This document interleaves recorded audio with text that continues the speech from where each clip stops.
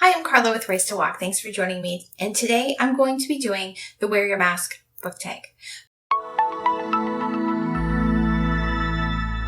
But before we get started, a little bit about this channel. Here we share good thoughts about good words.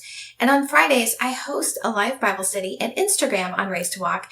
And then I publish 2 videos a week. I publish that Bible study video with some study aids, as well as a video about books. So if you are interested in either of those things, be sure to like and subscribe and hit the bell for notifications so you can get updates about new videos. In this book tag, you are to share 3 characters in a novel that either wears a mask or hides some aspect of their character. The first video I saw in this tag was by Faith at Faith in Books, and in addition to her 3 book choices, she also shared the impact that COVID-19 has had on her family. And so I'm going to link to that video as well as the original video by Brian at Bookish, and in it he shares his reason for this tag. So there's going to be 2 parts to the video. The first is the reason behind it, and then the second is going to be my choice of 3 books of masked characters. So, for the beginning, I'm just going to include an excerpt from Brian's video about why he's doing this and why it's important to wear a mask. Yesterday, I went out and ran some errands, and I was disappointed at how few people I saw in my community wearing a mask. And wearing a mask is one of those things which I just think is a fundamental way in which we, as citizens, can help our countries and help the world gain control of COVID-19. And it's such a simple thing to do that it astounds me when I go out and I see people not wearing masks. So, you know, wearing a mask is the best thing that we can do as individuals to stop the spread of COVID-19. The articles I've read suggest that research says that we can cut 30% of transmissions by simply wearing masks. And even, you know, double-layered cloth masks, basic surgical masks work. That all those things then can help prevent us from transmitting COVID-19 to others if we are asymptomatic or etc. And recent research suggests that wearing a mask also protects the wearer because even though it's not perfect, and even though the mask we make or the cloth mask we have obviously can't stop the smallest aerosol particles from, you know, being breathed in, they do catch some. And this is important because that reduces the viral load that we're exposed to. The more particles our mask catches, the fewer get into our systems, and the less virus we breathe in, the less likely we are to get sick, or if we do get sick, the less severe the disease is likely to be. There are just obvious benefits to me for wearing the mask, and so it's disappointing to me when I see people not wearing the mask. Everybody is waiting for the vaccine to come along, but to be honest with you, even if we got a vaccine at the end of October or the beginning of November, it would take months for that vaccine to be produced and be distributed, and for people to begin being able to take that vaccine. And I have bad news for you. The COVID-19 vaccine, which, you know, they do think we can actually create one which is effective, is probably going to be effective like the flu vaccine is. If you've ever gotten the flu vaccine and then gotten the flu, you know, the flu vaccine doesn't actually prevent everybody from getting the flu. And as a matter of fact, in the United States, guidelines say that a vaccine only has to be 50% effective at preventing or lessening the severity of a disease for it to be considered effective. So right now, with masks, we can achieve a 30% reduction in transmission, and the vaccine might not do much more than that. So I think that was a really great summary. I'm also, just to reinforce that, I'm going to give you an overview of our curve here in Houston, so you can see just how much impact masks have. So I live in the Houston area, and Houston is mainly Harris County. There's some other counties as well, and there's parts of Harris County that aren't in Houston, but basically, if you want to know what's going on in Houston, you can go to Harris County Health Department and look at their dashboard to see what's been going on here. So this shows a good overview. Now, the first part that I'm going to show you, this graph, is what we were seeing. Now, when I'm looking at things locally, I look at this dashboard, and I also look at the dashboard at Texas Medical Center. You can also see the positivity rate here at Harris County. The difference between Harris County's positivity rate and Texas Medical Center's is that Texas Medical Center includes the testing of their staff. So you have a huge number of tests that are testing regularly the same people, and people that know how to use personal protective equipment properly. They're being careful. So that's why their positivity rate is lower than the county as a whole. As you can see, in the beginning, we were actually considered one of the high points in the nation. We didn't have a huge amount of spread. I've read an article, I'll link to it below, where local leaders, and especially people that put on the Houston Rodeo and Livestock Show, were aware of the virus, but they were hoping They were hoping that they could get through the rodeo before it hit Houston. So they were on guard and they were aware. The first cases in Houston were actually travel related. They were identified, they were quarantined, and so, they were, again, being cautious. Then the first case of community spread is identified. And immediately after that, they try to shut everything down. They cancel the rodeo, try to get churches on board to cancel services. Schools are encouraged to extend their spring break, and there are stay-at-home orders in place. So everybody's to stay at home. Only essential businesses are to be open. In April, our judge did try to implement a mask order, and our governor, Greg Abbott, said, you can't do that. Okay, so keep that in mind. So you can see from the curve that our peak then was April 9th, April 10th. Kind of depends on how they enter it. But anyway, that was our peak. And I remember looking at that and thinking and watching as it came down, thinking, okay, well, maybe we're almost out of this. I had been watching the stories coming out of other countries and watching their curve, like Italy and the UK and where it had been hit earlier. I'm like, okay, maybe we're on our way out. May comes. And then Abbott does his phase 1 reopening. So you can see at that point that our numbers stop dropping and they start leveling out. Then comes the end of May, and Abbott is going to do his phase 2 reopening. I was sitting there watching that press conference, and he was saying that the positivity rate in Texas had dropped below 5%, and so that justified his reopening. So I was thinking, I don't believe that, because I had been reading other stories around the state. At that time, Houston was still doing pretty well. I didn't know anybody. I don't think I knew anybody personally that had caught it at that point. I think at that point I knew like a friend of a friend, and that it was like 2 degrees out for me. But it really wasn't that widespread at that point. But I had been reading stories like, those coming out of Dallas where essential workers were seeing younger people catching it, and they were having more severe cases than what they had seen before. So I didn't really believe that. So while I was still watching the press conference, I went to COVID-19 dashboard on the health data, and I recorded the number of positive cases and the number of tests. And I calculated the positivity rate off of that. I'm like, that's not true. And so there was a lag in time. So I went back 2 days later on the Wednesday to see if they had updated those numbers. And what I found was that the numbers had changed. And so the original numbers that I had showed the positivity rate going up. The ones that had changed matched what Abbott was saying, and they were going down. Now, the ones going up showed that it actually tracks with the hospitalization curve at Texas Medical Center. What that doesn't show, like when you look at that levelness right there, what that doesn't show, but what I knew because I had been watching the dashboard at Texas Medical Center, and I have screenshots from before when they started, they've modified like how they report like multiple times every time to kind of like, so what they had said at this point at the end of May, they had said the cases at that point were steady, or they were showing steady, but they were predicting at that point, and this is before really even the reopening had started, they were predicting that in 2 weeks that COVID patients would be taking up 25% of base ICU capacity. So originally, when they had been doing the reporting, they had used 10% of base capacity as a warning level. Then they bumped that up to 15% because that was the state recommendation. At the end of May, they were expecting it to be at 25% by mid-June. Apart from anything else, just with the way things were.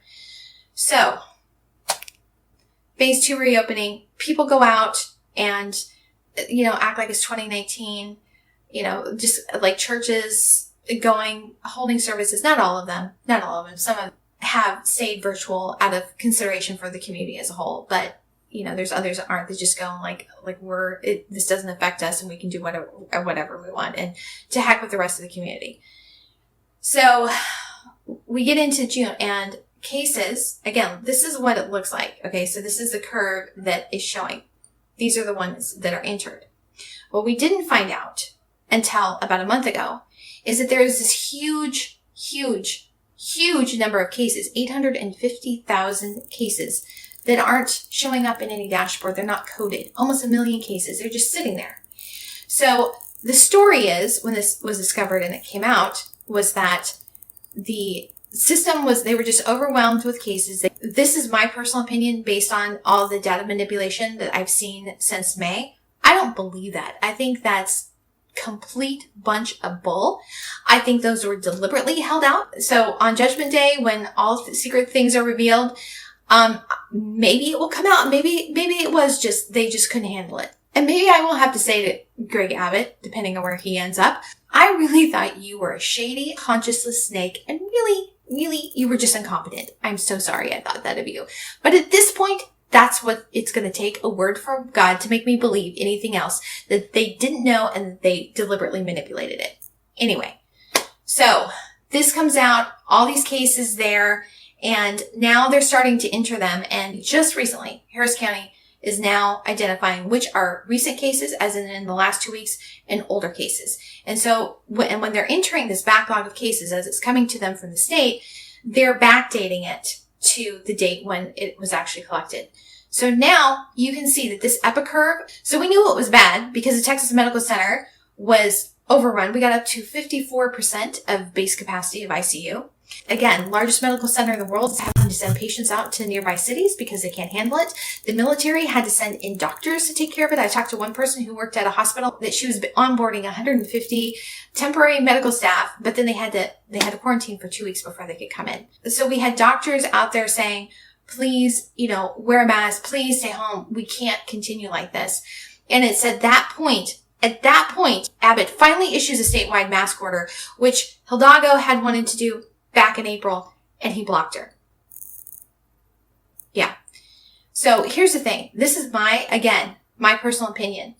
The people who contracted it May and onward, they didn't have to. Their blood is on Abbott's hands because he is the one that opened it up and blocked every single effort of people trying to enact safety measures to protect people. When you look at this curve, and you see it start coming down, it's not because people were being very cautious about social distancing. It's not because they were staying home, because they weren't. It's like my church. They went back and have all their classes and doing choirs and youth groups and all of these things. You have people going out doing, their sports leagues and barbecues and just acting like nothing else is going on. So it's not because people are being careful. The change here is that masks are required. And we still have jerks out there that won't wear masks, but most people are. Most people are because we have that statewide order. So this coming down off of that huge mountain of cases, that is from masks. And if you still can't have a hard time understanding it, God help you. Literally, God help you and everybody around you that you're endangering. So anyway, end of little lesson on mask use and its impact. Now to the actual part of the book tag, which is the $3 where a character is wearing a mask.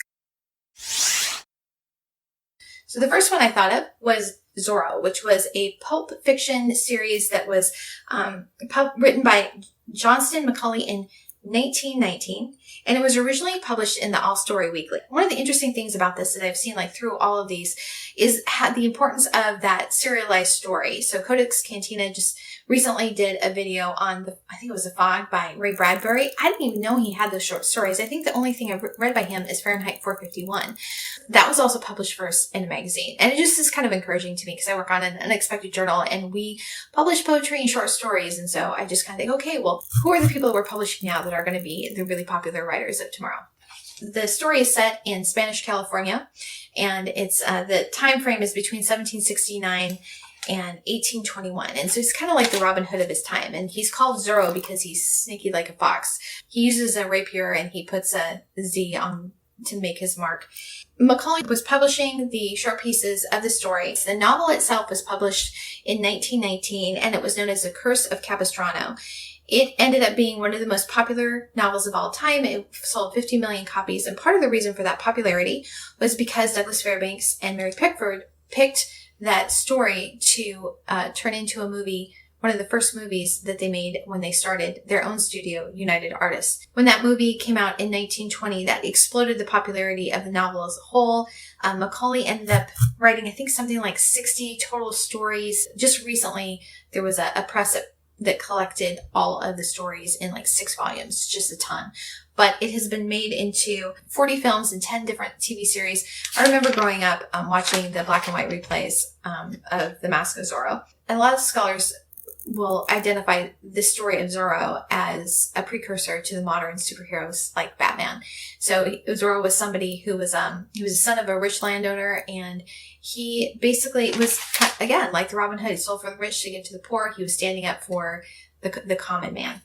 And speaking of superheroes, our summer 2021 issue of An Unexpected Journal is going to be on superheroes. So if anybody wants to write something on the origins of modern superheroes, I think this might be a good topic. So get your thinking caps on and start writing. So anyway, so number 2 is a Phantom of the Opera. So there have been a couple of movies. Most recently, Andrew Lloyd Webber popularized the story with his musical, and then later that was turned into a movie in 2004. So a little bit about the novel. It was written by a French writer named Gaston Leroux, and he was originally going to be an attorney, and he gambled away his inheritance and had to become a writer for I'm not sure if it was a magazine or a newspaper or a publication like Echo de Paris, right?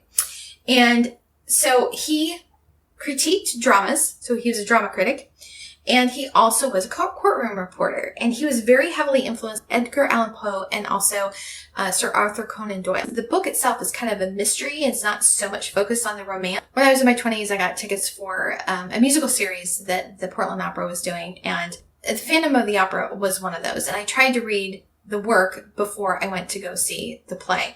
And I do remember reading this. It was a lot darker. You really see the influence of Edgar Allan Poe and all that, those gothic and supernatural elements, really, really reminiscent of that. It's a lot heavier work than the movie.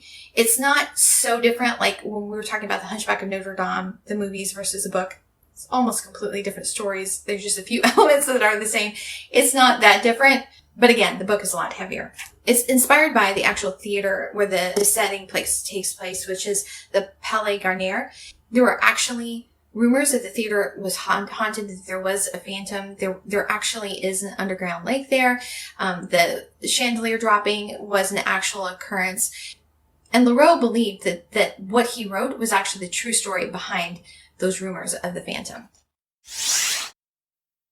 And my third book is Robin Hood. And I started researching this, and I think he's masked, right? Yeah, I think he is. Okay, so I don't know if in the legend he's actually masked, but I do remember him being masked in the TV series and the shows that I watched. So regardless, is a hidden element to his characters. So he meets the requirements in that way. As I was researching this, I was reading through it, and it actually goes back a lot farther than I originally thought. He figures in some of the earliest English folklore. It dates between the 13th and 14th century. You see, he makes an appearance in a lot of ballads in the medieval times, and reading through it, I was just reading on Wikipedia. You know, there's kind of these ebbs and flows, and as he reappears in different generations, he kind of looks a little different. So for the earliest ballads, he was a yeoman, which is kind of the middle class at the time. The story is that he went and fought in the Crusades and came back, and the sheriff of Nottingham had stolen his land. He becomes this hero of the people, is stealing from the rich to give to the poor. And, you know, leveling the playing field. There's actually an app for stock trading now called Robinhood, where you're not paying for trades, the same sort of thing, like leveling the playing field, barrier of entry for stock trading. So he's a very popular figure in English folklore. In the 17th century, he makes an appearance in 3 of William Shakespeare's plays written in the 17th century, The Two Gentlemen of Verona, also in As You Like It. And then he's not directly mentioned, but a line from a ballad about Robin Hood makes an appearance in Henry IV. But what I read that I was remembering Robin Hood from is actually Ivanhoe by Sir Walter Scott. And again, this was another story that was serialized, and it was part of Scott's Waverley novels. I love this novel. I remember watching like the 50s, I think it was the 50s, movies from the 50s. I think this is a story that deserves a remake by people who know how to make movies. Not like crappy ones like whoever made The Scarlet Letter, but like good filmmakers. This is a story that they should be making, but not if you're going to ruin it. Anyway. So this is set in the medieval period. This particular story dates 1194 after the Third Crusade, and it's in the conflict between Anglo-Saxon England and the Normans, and during the time of Sir Richard Lionheart. So if you haven't ever watched Ivanhoe, the old movie. Definitely should watch it. I really like that book. I think it's been a long time since I read this. I was in my 20s. I was on this kick, like, I have to read all the classics. And I burned through a lot of them, and this is one of them. I think I need to go read this again. But anyway, those are my 3 books. If you want to do this tag, please do. So hidden heroes are a recurring theme, aren't they? But to wrap this up, I'm going to leave you with some words from one of our own local superheroes, who, by the way, does wear a mask, and that's Mr. Richard Abrams. This is a clip from when he was speaking to our school board at one of our last meetings. That's a whole other story. When we had our catastrophic flooding after Harvey, he gathered resources and was distributing help to people locally. He does not steal from the rich, but he does go and collect donations to give to people in need. Then last year, when the Perry Homes development caused massive flooding 3 times in the northern part of our community, his home flooded, but he was still out there gathering help to help others. And then right now, he's actually gathering efforts and going and helping people in Louisiana that flooded from Hurricane Laura. If you want to donate to his effort to help others, then I'll see if I can find something that I can link to that sends some help his way. But anyway, we'll just end with this, and I'll see you next time. Good evening. First of all, I would like to say that on the door there is a sign that says you must wear a mask in a building. I'm taking my mask off so that everyone can hear me clearly, but there's people up there that do not have masks on right now, and there's no excuse for that. If you expect our children to follow rules, how can they follow rules when you do not follow the rules?